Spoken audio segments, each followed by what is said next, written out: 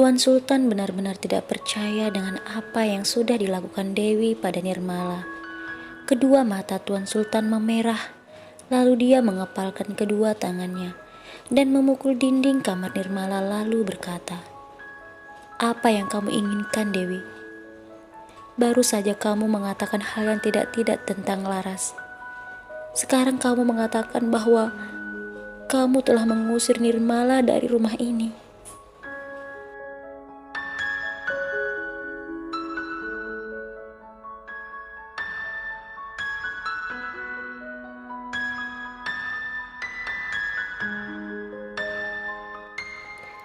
Dewi mendekati suaminya dan berusaha memegang bahunya. Namun Tuan Sultan menghindar. "Katakan, Dewi, apa yang kamu inginkan? Harta? Kedudukan? Katakan, Dewi, apa yang kamu inginkan? Kenapa kamu melakukan semua perbuatan serendah itu?"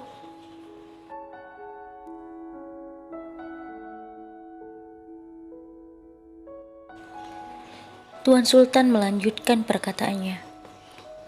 "Kamu mengatakan Laras telah melakukan segala cara demi kepentingan dirinya. Bukankah itu kamu, Dewi? Kamulah yang telah melakukan itu semua, dan kamulah yang seharusnya pergi dari rumah ini."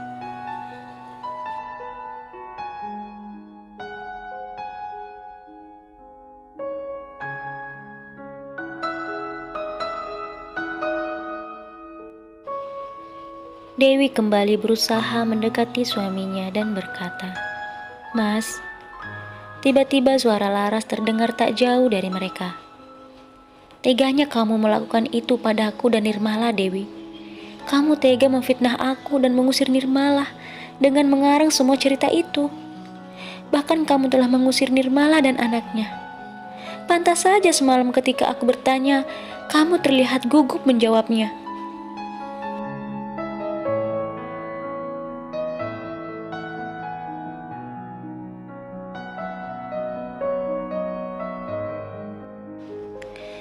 Dewi hanya menangis sambil menggelengkan kepalanya.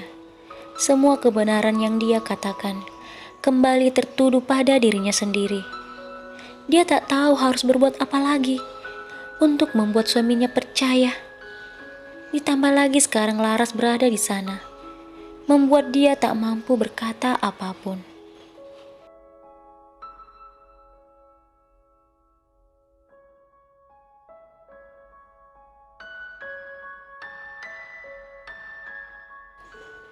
Laras kemudian berkata kepada Tuan Sultan, "Mas, semalam saat aku kesini, Dewi bersama dengan beberapa pelayan. Pasti mereka tahu sesuatu, Mas." Tuan Sultan kemudian keluar dan memanggil semua para pelayan.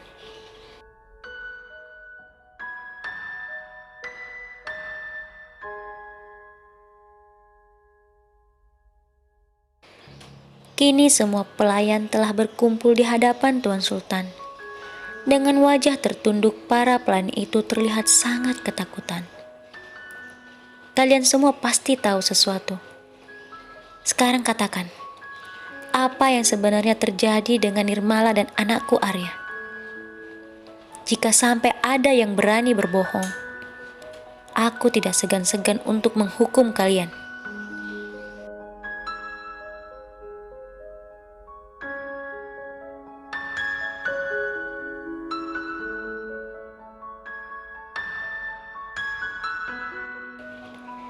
Tuan Sultan kembali berkata, "Katakan padaku, apa benar Nirmala pergi dari rumah ini karena Dewi yang menyuruhnya?"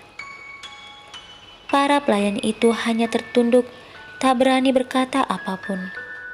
Dewi yang berada tak jauh dari suaminya hanya bisa melihat semua pelayan itu sambil menangis.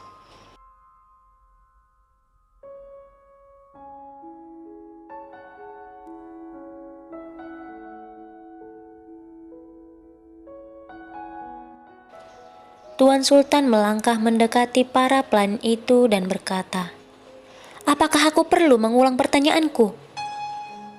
Para pelayan itu berkata, "Tidak, Tuan." Tuan Sultan kembali berkata, "Kalau begitu jawab pertanyaanku." Kemudian salah satu pelayan itu berkata, "Semalam, saat kami semua tidur, Nyonya Dewi tiba-tiba masuk ke kamar Nyonya Nirmala dan memaksa Nyonya Nirmala pergi dari rumah ini, Tuan."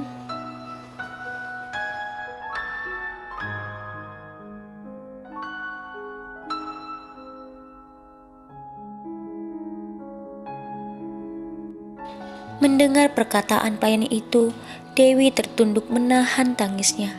Dia tidak menyangka niat baiknya justru membawa malapetaka bagi dirinya sendiri.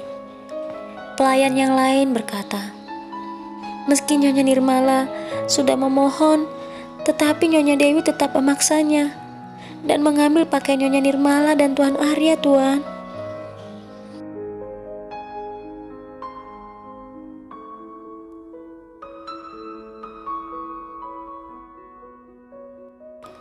Laras tersenyum bahagia mendengar semua pengakuan pelayan-pelayan itu. "Dewi, Dewi, kasihan sekali ya kamu. Niat baikmu itu akan menghancurkan dirimu sendiri. Dan aku tidak perlu bersusah payah menyingkirkanmu, karena Mas Sultan sendiri yang akan melakukannya."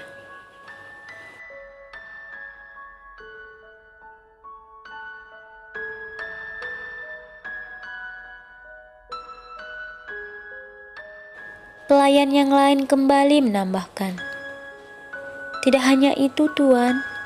Nyonya juga menyuruh Ayu untuk pergi bersama Nyonya Nirmala."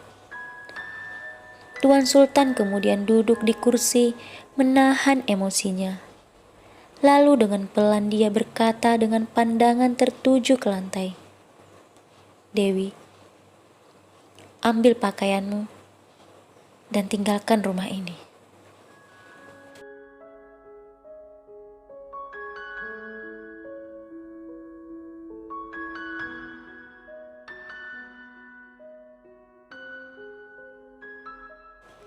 Laras tersenyum penuh kemenangan, sementara Dewi berlari menghampiri Tuan Sultan dan duduk di lantai lalu memegang kedua tangan suaminya. "Aku mohon jangan lakukan ini, Mas. Tidak masalah jika kamu tidak mempercayaiku, tapi jangan usir aku dari rumah ini, Mas." Dewi kemudian bangkit dan berlari mendekati Laras. "Mbak Laras, tolong maafkan aku. Tolong katakan pada Mas Sultan untuk tidak mengusirku, Mbak," kata Dewi memohon.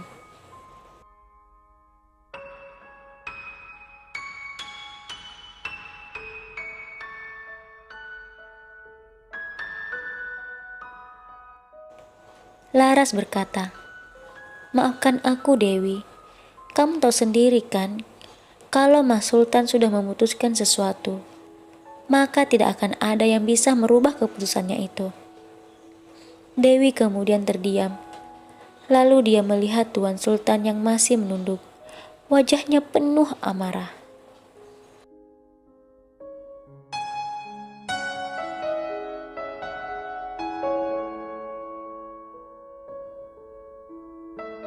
Dengan langkah yang berat, Dewi pun ke kamarnya mengambil beberapa pakaiannya. Sebelum Dewi benar-benar melangkahkan kakinya keluar dari rumah itu, Dewi kembali melihat Tuan Sultan yang masih menunduk, tanpa menoleh sedikit pun ke arahnya. Dewi berharap Tuan Sultan merubah keputusannya, tetapi ternyata tidak.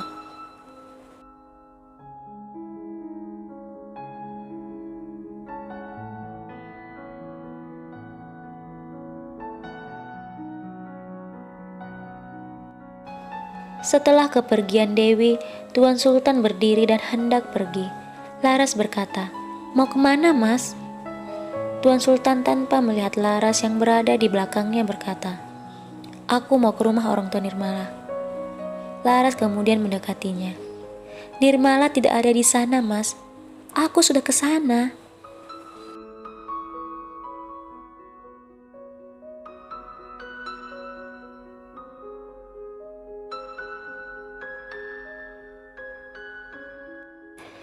Tuan Sultan kemudian berkata, "Maka aku akan mencarinya di tempat yang lain."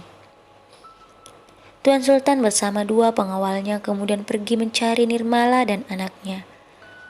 Setelah 2 hari 2 malam mencari Nirmala, Tuan Sultan beristirahat di sebuah tempat.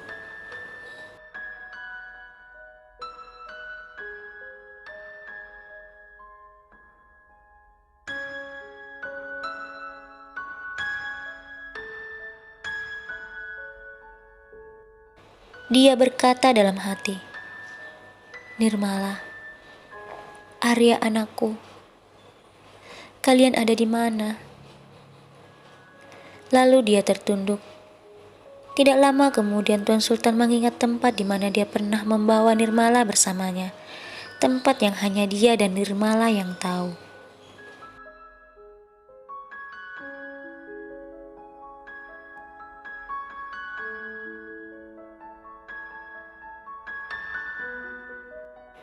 Tuan Sultan kemudian mengajak kedua pengawalnya ikut bersamanya. Setelah melalui perjalanan yang cukup panjang dan lama, akhirnya tibalah mereka di tempat itu. Dari kejauhan Tuan Sultan tersenyum, melihat dari dalam rumah itu terlihat ada cahaya. "Nirmala, aku yakin kamu ada di sana," kata Tuan Sultan dalam hati.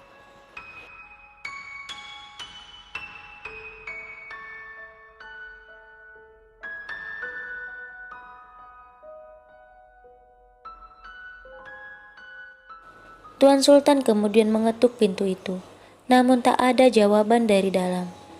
Tuan Sultan kembali mencoba mengetuk pintu dan memanggil nama Nirmala. Tak lama kemudian, suara Nirmala terdengar. "Mas Sultan?" Tuan Sultan tersenyum bahagia. "Iya Nirmala, ini aku." Lalu terbukalah pintu itu. Tuan Sultan langsung memeluk dan mencium kening Nirmala.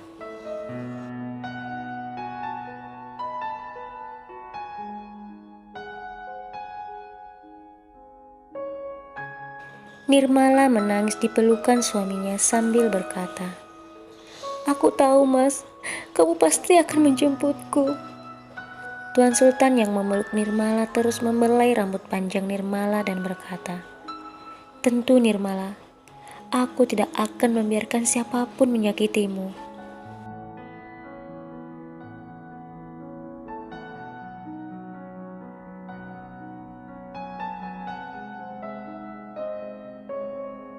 Saat semua berada di dalam rumah kecil itu, Nirmala menceritakan apa yang dilakukan Dewi padanya.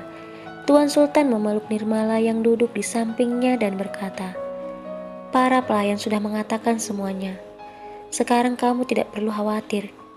Kini aku bersamamu. Besok saat matahari terbit, kita akan kembali ke rumah."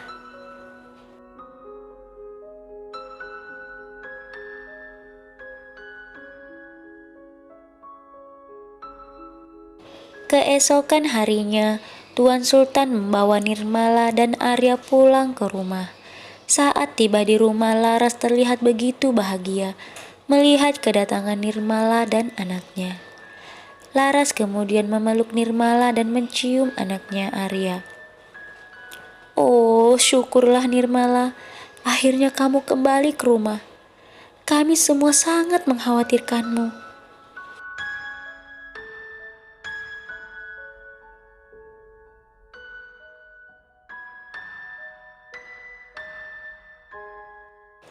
Nirmala tersenyum mendengar perkataan Laras. Saat semua sudah masuk ke dalam rumah, Laras kembali berkata, "Kami benar-benar tidak pernah menyangka Dewi tega melakukan ini padamu, Nirmala. Tapi yang terpenting, sekarang kamu sudah kembali ke rumah ini." Laras tersenyum pada Nirmala dan berkata dalam hati, "Aku tidak akan menyia-nyiakan kesempatan ini, Nirmala."